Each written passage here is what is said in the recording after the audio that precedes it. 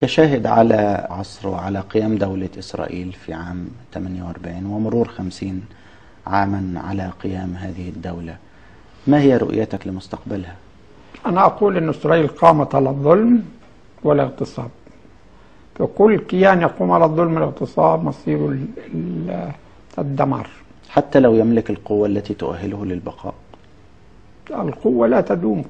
قلت أن القوة في العالم لا تدوم لأحد. الطفل يبدأ طفل، ثم مراهق، ثم شباب، ثم كاهل، ثم شيخ. خلاص تلك الدول، تلك عمر الدول، تبدأ وتبدأ وتبدأ تنتهي للاندثار، ما في فائدة. وفي أي مرحلة إسرائيل الآن؟ أنا أقول إن إسرائيل بائدة إن شاء الله في القرن القادم، في الربع الأول منه. فبالتحديد أنا بقول 2027 بتكون إسرائيل مش موجودة. لماذا هذا التاريخ؟ لأنني أؤمن بالقرآن الكريم. القرآن حدثنا أن الأجيال تتغير كل 40 سنة. في ال40 الأولى كانت عندنا نكبة، في ال40 الثانية بدأت عندنا انتفاضة ومواجهة وتحدي وقتال وقنابل، في ال40 الثالثة تكون النهاية إن شاء الله تعالى. يعني هذا تقييم من هذا استشفاف قرآني. استشفاف قرآني. لأن ربنا لما فرض على بني إسرائيل في سيناء 40 عام، ليش؟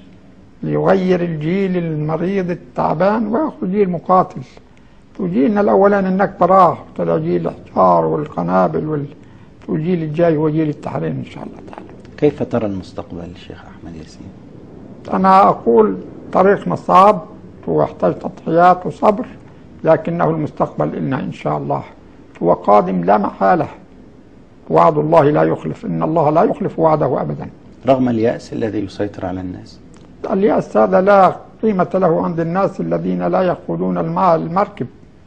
إذا كان الذي قادت المراكب لا ييأسون ومصرون على خطواتهم، فالشارع دائما وين ما وديته بيروح، بمشي بيجري وراك.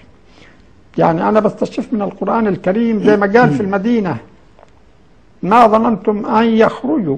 يعني المسلمين ما كانوش ظنوا يقدروا يستولوا عليهم، وظنوا أنهم مانعتهم خصومهم من الله.